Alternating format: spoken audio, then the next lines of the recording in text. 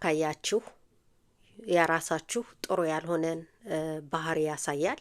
እንዲሁም ጥሩ ያልሆኑ ቃላቶችን እንደምትጠቀሙ ያሳያል። ውሻው የሚጮኸው በጣም በሚያስፈራና በሚያሰጋ ሁኔታ ከሆነ በጣም ጥሩ አይደለም፣ አደጋ ውስጥ እንደሆናችሁ ማሳያ ነው። ውሻ ሊነክሳችሁ ወይንም ሲነክሳችሁ ካያችሁ በምቀኞቻችሁ የሚደርስባችሁን አካላዊ ጥቃት ወይንም ሊያሳምማችሁ ሊጎዳችሁ የሚችል ቃላት ወይም ንግግር ከጠላት ምቀኛ እንደሚያገኛችሁ ማስጠንቀቂያ ነው። ውሻን እንዲሁ ማየት፣ ሳይጮህ ሳይቆጣ ሳይናከስ ማየት ታማኝ ጓደኛ እንዳላችሁ ወይም ልታገኙ እንደሆነ ጠቋሚ ነው።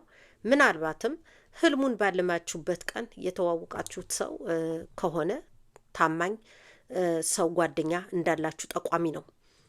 ውሻ ልብሳችሁን ነክሶ ከቀደደባችሁ ምቀኛችሁ የሆነ ሰው እናንተን ለማዋረድ እያሰበ ነውና ተጠንቀቁ።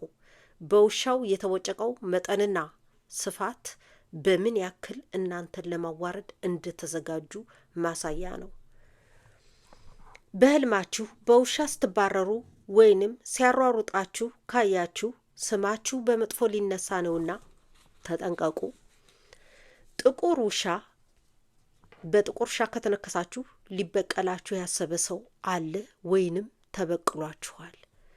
የውሻ ጆሮ ስትጎትቱ ካያችሁ በማያገባችሁ በሰው ጉዳይ ጣልቃ እየገባችሁ እንደሆነ አመላካች ነው። ቡናማ ከለር ያለው ውሻ ካለማችሁ የመንፈሳዊ ህይወታችሁን ለማስተካከል እያሰባችሁ ነው። ነጭ ውሻ ማየት የልብ ንጽህናን ያመለክታል። ላም፣ ጥቁርን ላም ካለማችሁ ቀጣይ ጥሩና የብልጽግና አመትን ያሳያል። ላም ስታልቡ ካያችሁና ያለባችሁትን ወተት ስትጠጡ ካያችሁ በጣም ደስተኛና ሀብታሞች ልትሆኑ ነው። ላም ሳር እየበላች እየጋጠች ካያችሁ ደስታና ብልጽግናን ያሳያል። ላምን ካያችሁ ላም ወላድ እንደሆናችሁና የልጅ ፍሬ እንዳላችሁ እናትነትን ያሳያል። በተጨማሪም ብልጽግናን እና ጤናማ ሀብት የማይጎድልባትን ሴት፣ ጤና ረጅም እድሜ ያላትን ሴት ያሳያል። የላም መንጋ ካያችሁ ትኩረታችሁ ወደ ሰዎች ብቻ እንደሆነ ያሳያል። ራሳችሁን ውስጣችሁን ከማየት ከማዳመጥ ለራሳችሁ ትኩረት ከመስጠት ይልቅ ማለት ነው። ወፍራም ላምን ማየት ጥሩና የጥጋብ አመትን ያሳያል። ይህንን ህልም ያየው ሰው ላሟ ወይም ላሞች የራሱ ከሆኑ ለራሱ ጥሩ ዘመን እንደመጣለት ያሳያል። ነገር ግን እነዛ የፋፉ የወፈሩ ላሞች የአካባቢው ነዋሪዎች ወይንም የሀገሩ ሰዎች ከሆኑ በዛ ሀገር ጥሩ ዘመን እየመጣለት እንደሆነ ማሳያ ነው። እርጉዝ ላም በህልም ማየት የብልጽግና የጥጋብ ዘመን እንደሚመጣ ማሳያ ነው። በተጨማሪም የበረከትና የመባረክ አመት በእርግጠኝነት እየመጣ ነው። ፈረስ፣ ጥቁር ፈረስን ማለም አላሚው የተትረፈረፈ ሀብትና ደስታ እንደሚያገኝ ያሳያል። ሴት ፈረስ ሴትን ታመለክታለች። አንድ ወንድ የሴት ፈረስ ባለቤት ባለ ንብረት ሆኖ ካየ የራሱ ፈረስ ከሆነች ጥሩ የምታኮራ የተባረከች ሴት ያገባል። ወንድ በጣም ልጅ የሆነች ፈረስ ካየ ቆንጆ ወጣት ሀብታም እና የተከበረች ሴት ያገባል። ለሴቶችም እንደዚሁ። የታመመች ወይም ጥሩ ቅርጽ የሌላትን ፈረስ ካለማችሁ እድለኛ ለመሆንን ያሳያል። እድለቢስነትን ያሳያል። አረንጓዴ ፈረስን አንድ ወንድ በህልሙ ካየ ግርማ ሞገስ ያላትና የሚጣፍጥ ሙዚቃ የመሰለ ድምጽ ያላትን ሴት ያገባል። ሴት ነጭ ፈረስ ጥቁር ነጠብጣብ ያላትን ያለመ እጅግ በጣም ልዩ የሆነ ቁንጅናና ውበት ያላትን ሴት ያገባል። አንድ ሰው የራሱን ሴት ፈረስ ስጋ እየበላ ካየ ክብርንና ብልጽግናን ያሳያል። በተጨማሪም ጥሩ የሆኑ በሆኑ ስጦታዎች እና ገጠመኞች ይንበሸበሻል። ጥቁር ሴት ፈረስ ሀብታም ሴትን እንደምታገባ ያሳይሃል። ሴት ፈረስን የግጦሽ መስክ ማየት በምትሰሩበት ስራ ስኬታማ እንደምትሆኑ ያሳያል። አንድ ወንድ ሴት ፈረሱ ከጠፋች ወይም ከሞተች ተመሳሳይ ነገር በሚስቱ እንደሚደርስ ያመለክታል። ማንኛውንም ጥሩ ያልሆኑ ሁኔታ በሴት ፈረሱ ላይ በህልሙ ካየ ያ ነገር በሚስቱ ሊመጣ ያለውን ያሳያል።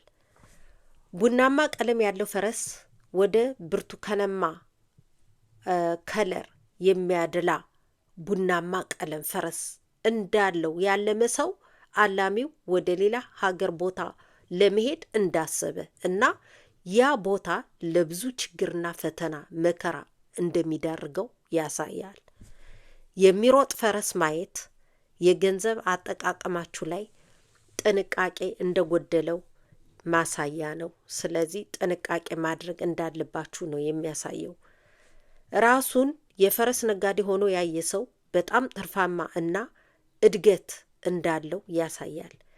ፈረስን ስትፈሩት ካያችሁ ቦታን፣ ትምህርት ቤትን፣ ሀሳባችሁን፣ አዳዲስ የራሳችሁ የምትሉትን የህይወት መርሆቻችሁን ወይንም ደግሞ ሃይማኖታችሁን ለመቀየር እየወላወላችሁ እንደሆነ ያመላክታል። በህልማችሁ ፈረሳችሁን መቆጣጠር ካቃታችሁ በጣም እየዘለለ ከጣራ ጣራ ከቤት ቤት ሊሆን ይችላል። ይህ የሚያሳየው ህልመኛው ክብርና ዝናው እንደሚበላሽ ያሳያል። ሌላው ደግሞ ራሱን ለኃጢአት ወይም ለወንጀለኛነት እንደሚያስገዛ አመላካች ነው። የፈረስን የተለያዩ የሰውነት አካሉን ክፍል ማየት ለምሳሌ እጃችሁ፣ እግራችሁ ወይንም ጭንቅላታችሁ ሌላም አካላችሁ ሊሆን ይችላል። እንደ ፈረሱ የአካል አይነትና ጥንካሬ ወይም አስፈላጊነት ይወሰናል። እናም ሰውነታችሁ ወደ ፈረሱ አካል አንዱ ሊሆን ይችላል ያለ ተቀይሮ ካያችሁ ኃይልና ተጽዕኖ ፈጣሪነትን ያሳያል። ሌላው ነጭ ፈረስ ማየት በተለይ ለክርስቲያን ወገኖች የኢየሱስ ክርስቶስን የመምጫ ሰዓት መቃረቡን ያሳያል። ቀይ ፈረስ ጦርነትን ያመለክታል። ረጅም ጭራ ያለው ፈረስ ያለመ ብዙ ተከታዮች እንዳሉት እነዛ ብዙ ተከታዮችም እውነተኞች ተከታዮች እንደሆነ ያሳያል።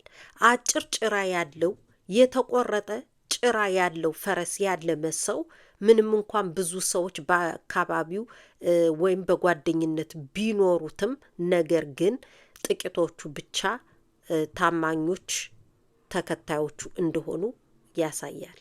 ጥቁርና ነጭ ቀለም ያለውን ፈረስ ያለመ ለረጅም ጊዜ ሲሰራበት በነበረበት ስራ እንደሚቀጥል ያሳያል። በፈረስ ላይ ተቀምጦ በሰማይ ላይ ሲበር ያለመ በዓለም የሚያስጠራው ክብርና ዝናን ያገኛል። አላሚው ክንፍ ያለው ፈረስ በሰማይ ሲበር ካየ በቅርቡ በቶሎ ጉዞ ያደርጋል።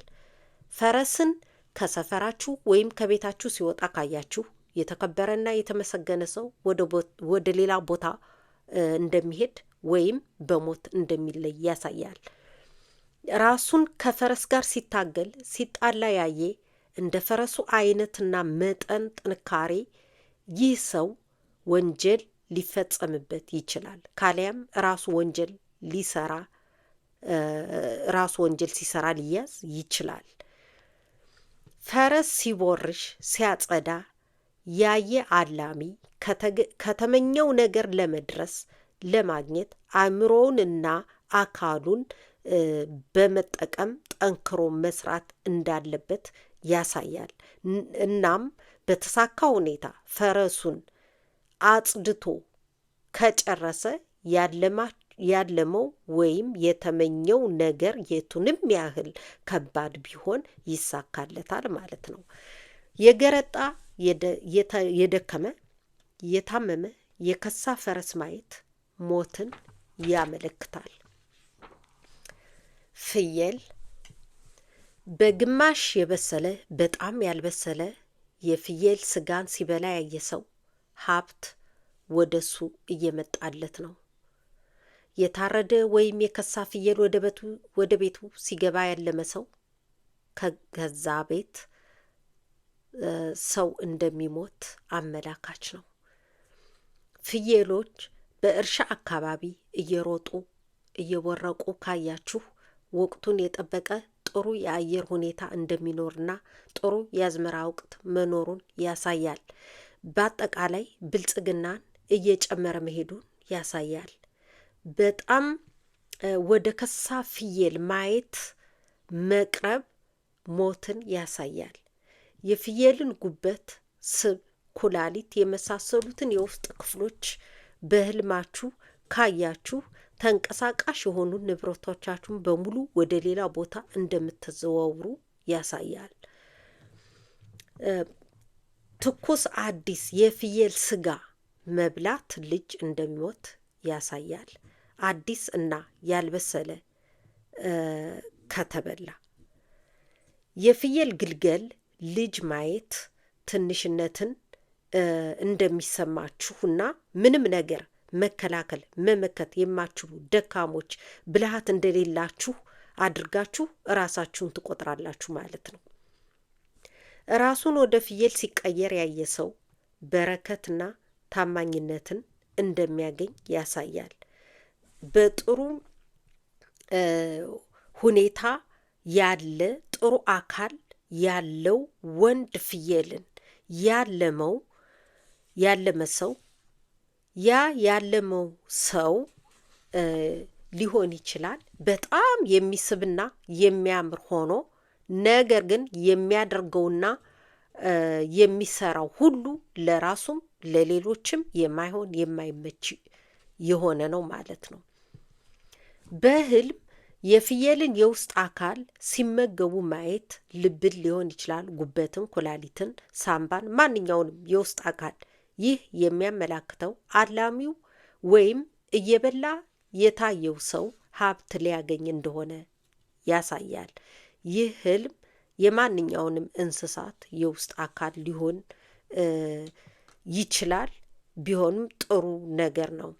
ነገር ግን የሰውን የውስጥ አካል ሲበሉ ሲመገቡ ካዩ የበለጠ እጅግ በጣም ጥሩ ነው። ብዙ ሀብትን ማግኘትን ያሳያል።